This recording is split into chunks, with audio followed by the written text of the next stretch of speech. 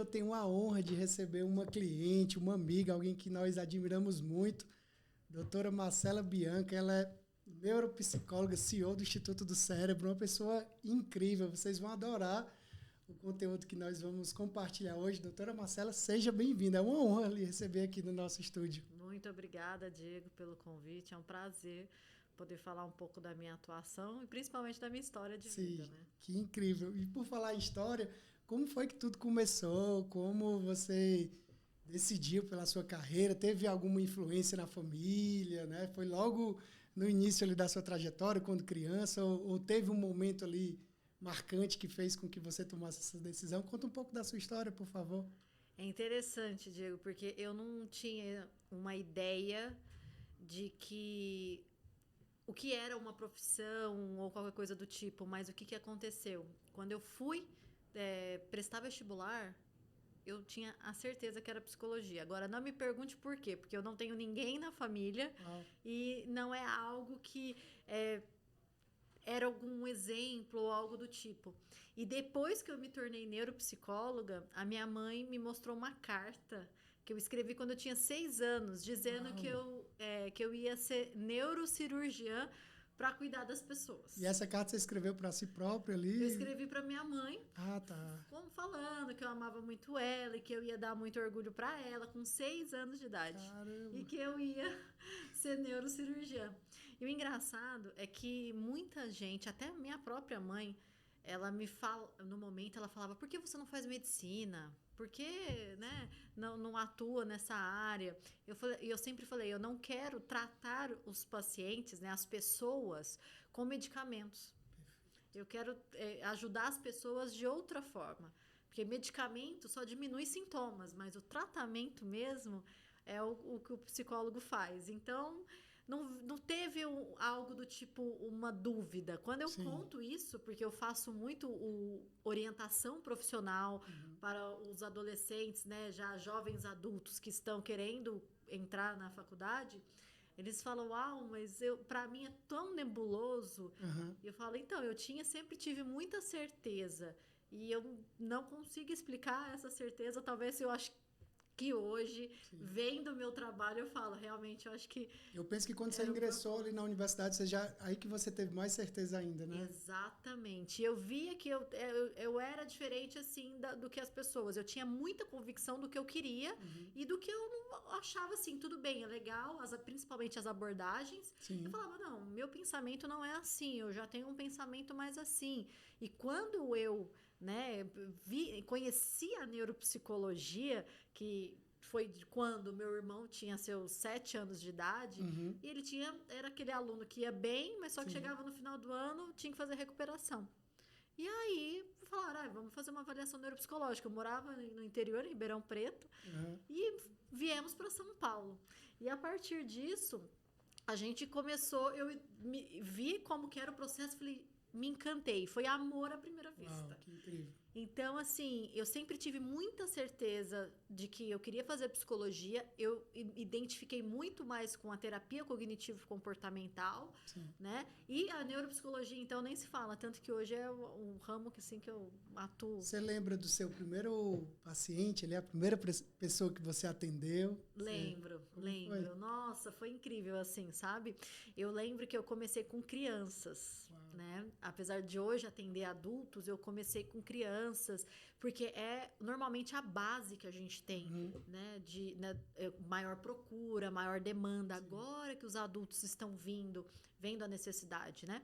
E foi algo assim incrível, porque eu vi que eu consegui atender uma demanda da criança que é diferente de um adulto que tem um insight, né? Sim. Nossa, mas e as crianças são muito sinceras, né? Muito transparentes. Muito. Né? E eu lembro direitinho, isso ainda foi na época. Eu conto como atendimento, mas era um estágio. E a criança falou: não, eu quero brincar. Que eu vi que tem uma quadra aí, que era na faculdade. Eu falei: então vamos lá. Fiz toda a sessão lá e, nossa... E a professora, que era de uma abordagem que eu não acreditava tanto, ela falou: não, você não pode fazer isso. Eu falei: eu acho que eu tenho que fazer isso e assim vou fazer. Sim. Porque eu sentia que era algo interno, sabe? Então não é uma linha de abordagem, era o que realmente fazia sentido naquele momento.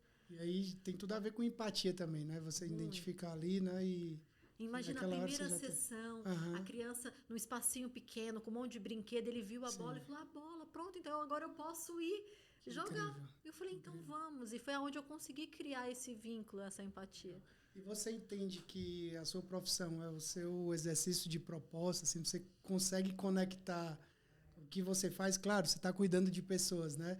Mas você entende que através desses atendimentos, do próprio instituto, né, de tudo que você desenvolve, é a principal forma de você exercer o seu propósito, como Marcela, como pessoa?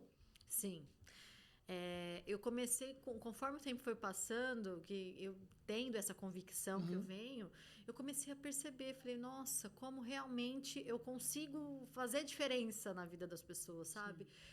Através, por exemplo, da avaliação neuropsicológica, onde normalmente não sabe, eu tenho uma dificuldade, mas eu não sei de onde vem, e aí você vê o perfil do paciente, as Uhum, potencialidades, as que dificuldades, e legal. aí a gente vê o quanto que Essa muda. descoberta deve ser extraordinária, né? Exatamente. Aí muda muito a visão do paciente ou do familiar e isso impacta na vida, né? Uhum, legal. E qual a diferença de neuropsicologia para psicologia convencional, né? Tem algumas particularidades em cada vertente? Como funcionam os tratamentos também, a diferença? É importante isso. Então, a psicologia em si, ela trabalha mais com as emoções, né? Certo. Ela tem uma questão mais para um lado psiquiátrico, de alguma, tipo, ansiedade, depressão, pânico, síndrome do pânico, né? A neuropsicologia, ela já tem um caráter, ela não deixa de envolver as emoções, mas ela tem um caráter neurológico também. Então, de doenças do neurodesenvolvimento ou neurológicos, então, pacientes com AVC, Alzheimer, autismo, até mesmo TDAH, né? Que já tem um diagnóstico ou não necessariamente? Não necessariamente. A 98% dos adultos que chegam até mim, eles chegam com uma queixa de eu acho que eu tenho TDAH. Ou se não, eu tenho TDAH e eu preciso confirmar. Aham, Às vezes entendi. assim. Mas E hoje tudo é TDAH, né? Praticamente, tudo né? é TDAH. Impressionante. E aí é onde realmente a gente vê que não. Pode ser um TDAH ou não, pode ser às vezes um autismo. Uhum, Tem também altas habilidades que a gente trabalha bastante. Então a gente tem essas vertentes. Então, ou se não, um transtorno psiquiátrico. E uma coisa entendi. importante, o TDAH ele, não necessariamente ele é primário, ele pode ser secundário, uma comorbidade, está associado a um transtorno, entendeu? Uhum, Por entendi. isso que todo mundo acha que tem TDAH. Entendi. E dentro desse processo, você me falou que tem um exame ali que é desenvolvido, né? Inclusive, a pessoa, quando está indo para o instituto, ela passa um dia inteiro lá, muitas vezes, né? Isso. É, como funciona essa dinâmica, né? Do processo, o diagnóstico, ele é identificado de forma rápida ou tem um... Eu sei que cada ponto ali deve ter a sua particularidade, né? Mas conta pra gente como funciona esse passo a passo desse processo de avaliação que é desenvolvido lá no Instituto. Então, normalmente a avaliação neuropsicológica ela conta com algumas sessões onde a gente vê o perfil, primeiramente o perfil do paciente, o histórico clínico dele, onde o paciente conta a gente tenta colocar numa linha do tempo todas as informações referente ao histórico do paciente. E a partir disso a gente aplica instrumentos que avaliam inteligência, memória, atenção, algumas questões visuais também, enfim, até traços de personalidade, também sintomas psiquiátricos, comportamentais, então é bem amplo. A gente utiliza instrumentos físicos, Sim. auditivos, são inúmeros, instrumentos padrão ouro, para poder fazer o mapeamento geral do paciente e conseguir identificar, né, se existe ou não um transtorno e principalmente as potencialidades e dificuldades do paciente, porque às vezes nem sempre tem um diagnóstico, né? A gente trabalha com a hipótese diagnóstica, mas a gente pode ver também, olha, você funciona mais dessa forma, você performa melhor, então por que não adaptar a questões visuais, por exemplo, para algum tipo de atividade de memória que exige atenção também. Legal. E eu fico imaginando que no decorrer da vida, né, existem várias pessoas que estão hoje na fase adulta ali que talvez tenham um diagnóstico de alguma causa ali, né, algum contexto, mas nunca identificaram, né? Porque ou não buscou um profissional especializado, ou pessoas com diagnósticos errados, né? Às vezes alguém que não tem a mínima capacidade de entregar um diagnóstico, não tem informação ou entendimento de estudo, chega e fala, eu acho que você tem isso. A pessoa recebe aquela informação e acredita naquilo, né? Como desenvolver isso, doutora Marcela, no sentido de quebrar um pouco um preconceito que eu acho que já vem diminuindo, né, com o decorrer de buscar essa ajuda e com esse autodiagnóstico que é dado ali por pessoas que, o meu amigo tem isso, eu acho que você também tem, né? Como conseguir equilibrar? Assim, qual seriam as dicas que você daria para as pessoas buscarem um especialista, né, para que tenha o diagnóstico correto e consiga exercer o tratamento da forma correta? Exatamente. Olha, eu digo uma coisa, o mais importante é, assim, tomar cuidado com pesquisas de Google. Boa. Por quê? Principalmente quando eu falo que nem tudo é TDAH, é exatamente no sentido de que os sintomas do TDAH, ele é presente em outros diversos sintomas, outros transtornos. Então, não necessariamente todo mundo tem TDAH, né? E a gente sabe que a gente, principalmente pós-pandemia, essa questão do isolamento social trouxe também muitos transtornos psiquiátricos que às vezes estavam escondidos e ficaram mais evidentes. Sim. Então, assim, a importância disso. E eu vou dizer uma coisa, Diego. Quando eu chego com uma hipótese diagnóstica com o paciente, apresento, eu vejo quanto muda a vida deles, mas principalmente daquelas pessoas que não, por exemplo, não fazem questão, né? Que é um assunto importante do autismo. Sim. Como eu faço o diagnóstico do autismo tardio, às vezes tem gente que nem imaginava. Né? Olha, eu tenho todos os sintomas do TDAH e tudo mais, porque a gente sabe que tem a associação com o TDAH, né? E aí eu tenho até vários pacientes que falaram, olha, eu fiquei um mês tentando raciocinar o que eu tinha. Por quê? Porque quando o diagnóstico é feito na fase adulta, é outra situação. Porque o paciente ele não tem aquele prejuízo que normalmente a gente acha que o autista é aquela criança que não interage, que fica batendo cabeça ou qualquer coisa do tipo, de um grau mais elevado, né? O nível mais elevado. Não, o adulto ele tem o quê? Maior prejuízo social. E a parte cognitiva preservada. Ele muitas vezes foi tido como... alguém mais introvertido, tímido e tudo mais. E isso é normal. E a timidez, ela é normal sim, mas às vezes a gente consegue ver que um trabalho, quantas vezes eles falam que fizeram diversos tratamentos e nunca resolveram, porque foram tratados como depressão. Ou até talvez o oposto disso, né? Você precisa aqui mudar de estado, né? Sair dessa zona, né, de conforto, digamos assim, porque a gente escuta muito isso, né? Você precisa... E às vezes a pessoa precisa se aceitar ali, né? Identificar o que ela tem, né? E ir desenvolvendo ali as suas aptidões, né? Exatamente. Isso é Então, muito incrível. com a avaliação, a gente consegue fazer um tratamento muito mais assertivo. E é impressionante. E por que eu dei o exemplo do autismo? Porque muitos não imaginavam e quando identificaram, viveram, assim, a clareza das coisas e o tratamento mais assertivo, né? Nossa, mas, assim... trabalha tanto o autoconhecimento que melhora muito a vida das pessoas. Assim, esse é um exemplo que eu dou que é muito clássico, mas isso em qualquer outra hipótese diagnóstica. E pegando essa linha de raciocínio de nem tudo é TDAH, né? O que é que não é TDAH? Não sei se tem como a gente elencar, né? Mas o que é que não seria TDAH e o que é que seria TDAH ali no âmbito da... Não vou dizer certeza, assim, mas de clareza, né? Poxa, se você tem esses sintomas, provavelmente, não sei se você consegue dar certeza só com tópicos, mas tem algo que a gente consiga diferenciar, isso aqui não é TDAH, isso aqui é uma possível Olha, causa de... tem uma situação, eu acho que eu posso dar um exemplo, porque às vezes é uma maior disfunção no dia a dia. Então, aquela pessoa que realmente, às vezes, com frequência, não é momentos pontuais. A gente tem que identificar que tem situações que a gente está um pouco mais ansioso, mais depressivo, que o humor pode afetar e que isso impacta. Mas se for frequente, não, desde a infância, eu tenho dificuldade de prestar atenção, eu sempre estou voando, ou se principalmente de fazer as coisas, esquecer, entregar no prazo de última hora. Mas a gente tem que lembrar uma coisa. A gente está num mundo em que a frustração está baixa. E as pessoas não estão sabendo lidar com isso. E aí falam que estão... eu estou procrastinando em tudo no trabalho. É muita informação também, né? Mas então, essa procrastinação às vezes é muito maior falta de interesse do que um TDAH, por exemplo.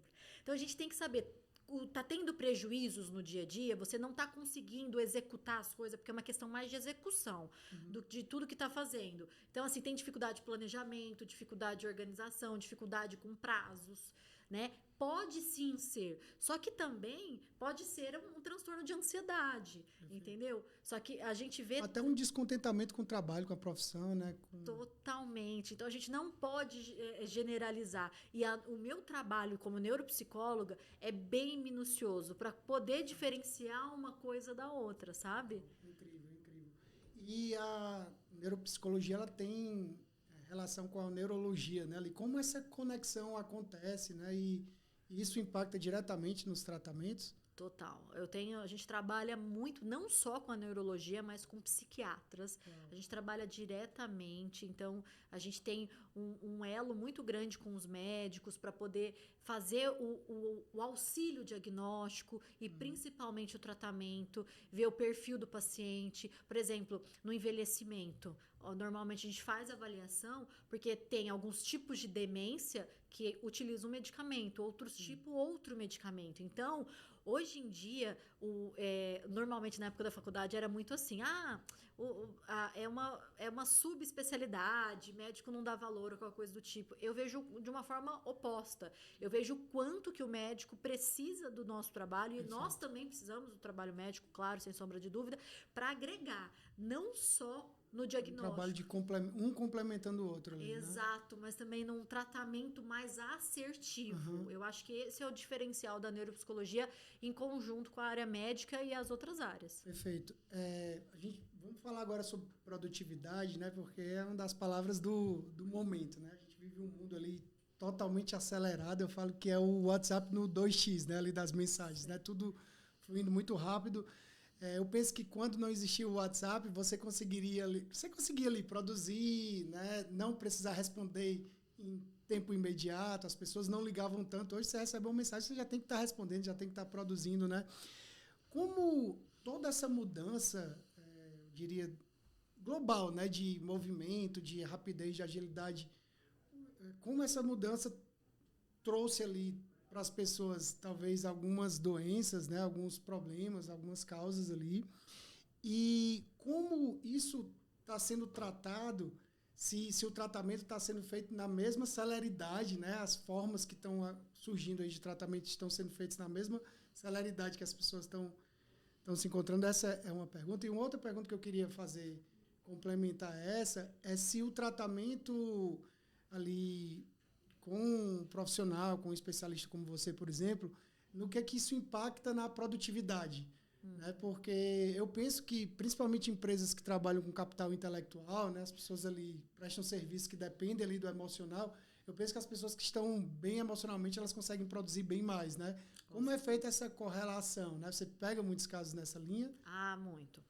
Principalmente, assim, né? Como eu trabalho muito com adultos, o meu maior foco é adultos, eu tenho muita demanda de, principalmente, assim, o que a gente tem que entender? A tecnologia, ela veio para ajudar? Sim, sem sombra de dúvida, mas ela mexeu muito com o psicológico das pessoas. Porque, primeiro, essa questão de ser as coisas muito rápidas, as pessoas estão, assim, sempre querendo fazer tudo muito rápido e a ansiedade é algo que tem elevado muito. Então, o fast, o rápido e vamos, as pessoas estão com o limiar de frustração baixo. Então, essa questão da frustração também é outra coisa que a gente precisa olhar e ver que, nossa, a gente precisa entender que nem tudo vai ser tão fácil. E outra coisa, comparações. Então, as mídias... verdade, as mídias sociais... Exato, então compara. E aí, o que acontece? Mas eu não sou feliz como aquela pessoa, eu não alcancei aquele objetivo, e por que isso ou aquilo? E o que acontece? As pessoas ficam muito pro externo. E eu falo que hoje em dia, o programa que eu fiz para mim, para trabalhar com os pacientes que chegam até mim, a Marcela em si, não necessariamente o instituto, é exatamente fazer o caminho inverso. Olhe primeiro para você para depois você ver como que as coisas à sua volta mudam. Não tem como. Quando a pessoa fica muito assim, porque reclama muito do outro. Isso não tá certo, isso tá daquele jeito, meu chefe ou qualquer coisa do tipo, ou algo do tipo, tal, tal, tal. Calma. Vamos ver qual que é o seu sentido dentro da empresa, dentro do negócio, do seu trabalho. E a partir disso, você vai ver que tudo que está acontecendo à sua volta, essas coisas pequenas, Sim. vão ser irrelevantes. E que boa parte delas podem ser resolvidas com esse olhar interno, né? Exatamente. Então, Incrível. as pessoas têm que ter essa consciência de que a gente precisa cuidar da saúde mental e o foco maior não é no que está acontecendo à volta. É exatamente o como você se sente, o como você está mantendo, né, toda esse autocuidado e esse autoconhecimento consigo mesmo. Então, assim, a partir todo o movimento é de dentro para fora. Se fora tá te incomodando, saiba que isso pode ser um problema.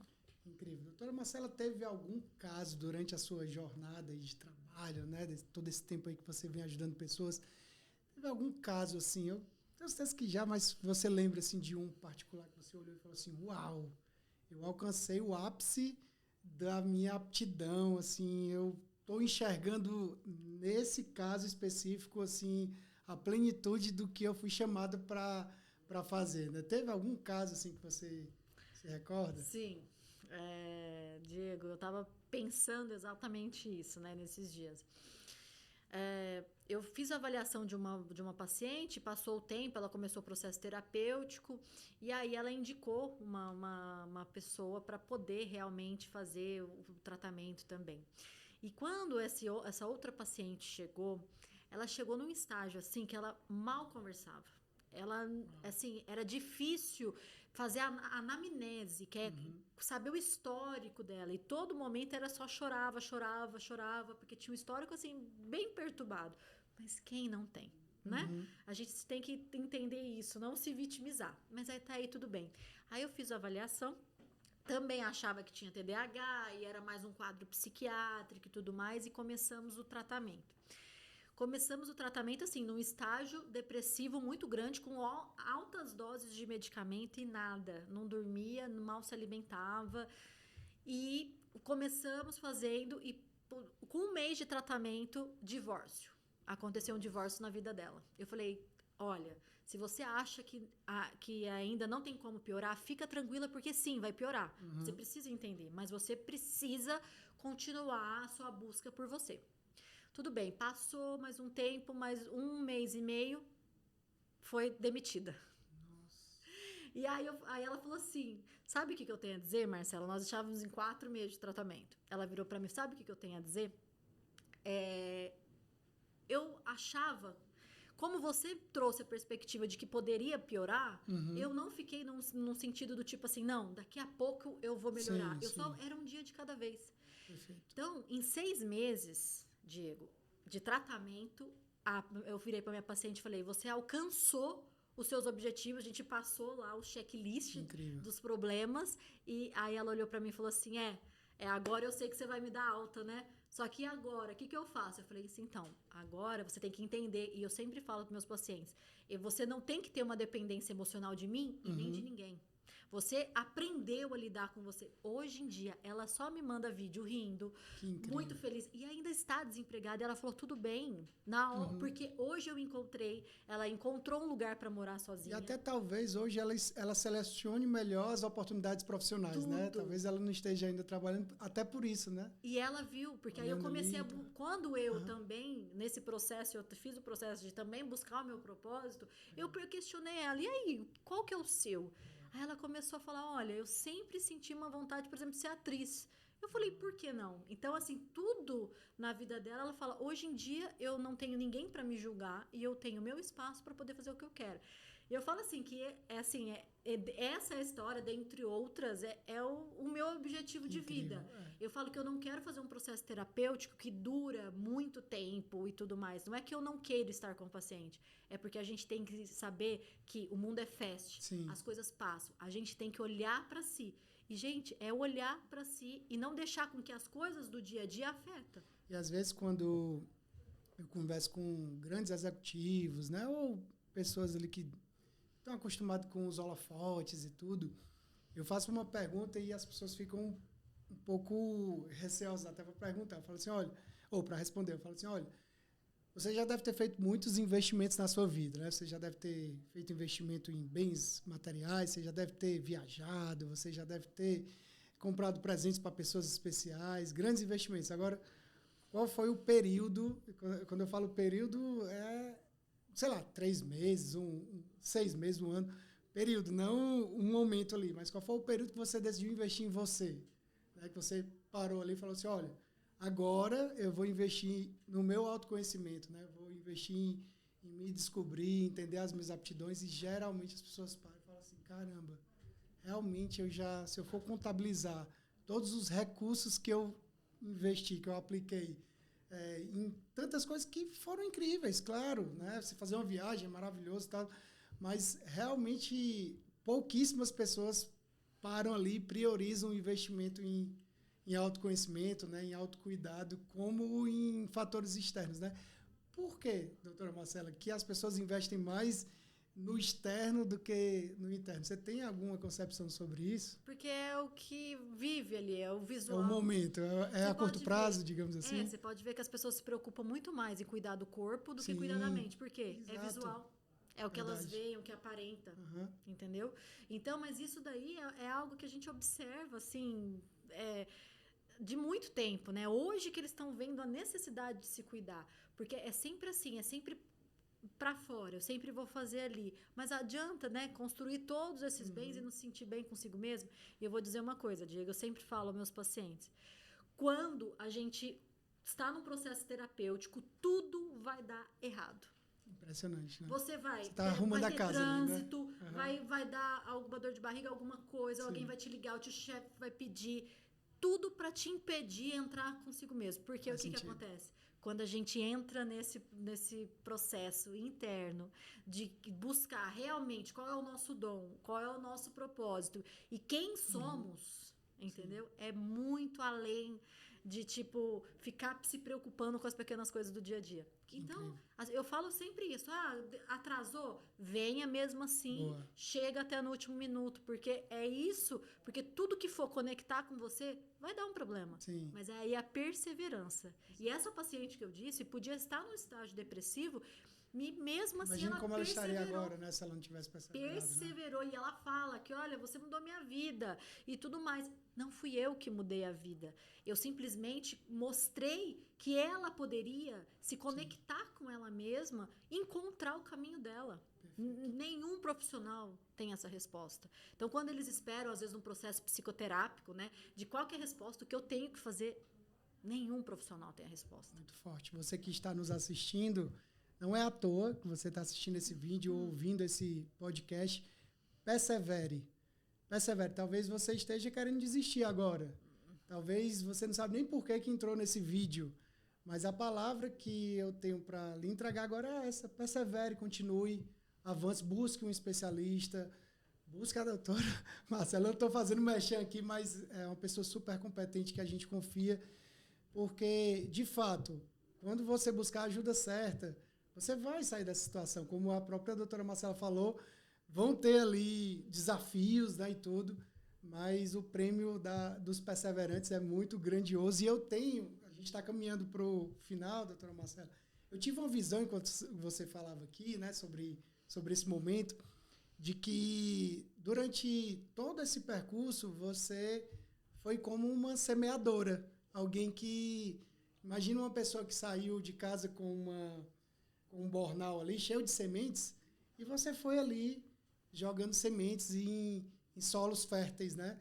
E você nunca vai conseguir mensurar a quantidade de frutos que essas sementes deram ou vão dar. Você não consegue mensurar. Mas eu senti isso muito no meu coração, de lhe dizer que são tantos frutos que daria para construir uma floresta, assim, de muitas árvores que vão dar frutos, e um dia você vai olhar ali, né, quando você tiver com toda a sua família, com toda a sua geração ali, o seu legado, você vai olhar e vai falar assim, uau, como valeu a pena cuidar de pessoas, né? Porque é uma atitude muito nobre.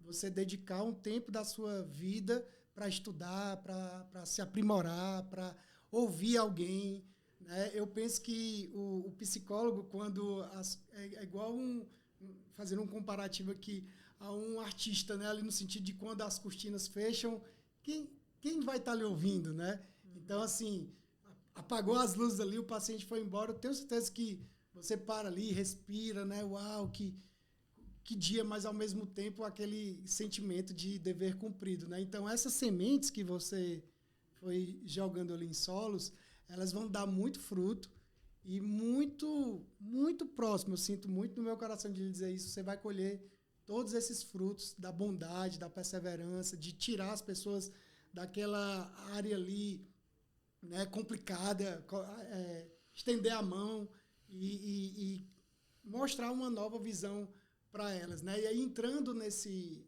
a gente vai estar caminhando aqui para o fim, a gente está num podcast em 2023, né? A gente está no início de agosto, você que está nos assistindo, a gente está gravando esse podcast no início de agosto de 2023, tá? E esse podcast, ele é atemporal. Se alguém assistir em 2030, vai fazer sentido, né? Uhum. Eu gostaria que você falasse agora, olhando para essa câmera, como será a Marcela em 2030? Quais serão esses frutos, né, que eu acabei de colocar das sementes, né? Uhum. Por que eu quero fazer isso? Porque em 2030 a gente vai estar assistindo esse programa e a gente vai estar se divertindo ali. Caramba, olha que incrível, tudo realmente aconteceu. Por favor, fala isso pra gente. É interessante, porque quando você estava falando, Diego, eu realmente vi que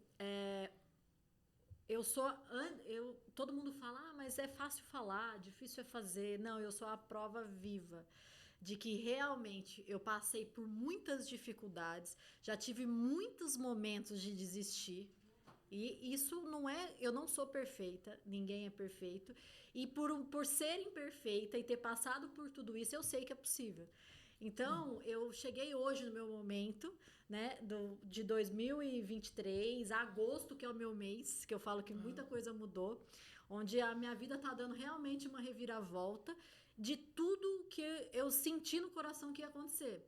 De ter o meu sucesso profissional não é próprio pensando só em bens materiais, mas principalmente poder ajudar pessoas e mudar a vida das pessoas e saber que às vezes quando tem algo que não faz sentido, às vezes você não vê a luz no fim do túnel, relaxa, que como eu falo para meus pacientes, tem como piorar, mas é piorando que você vai aprender a se fortalecer. Sim. Então, eu me vejo, né, podendo alcançar o máximo de pessoas possível, tendo a minha família, que também estou a caminho de construir isso, e poder falar. Eu falo que hoje em dia o meu dom e o que eu gosto é falar, é poder compartilhar ideias, né? Ensinar.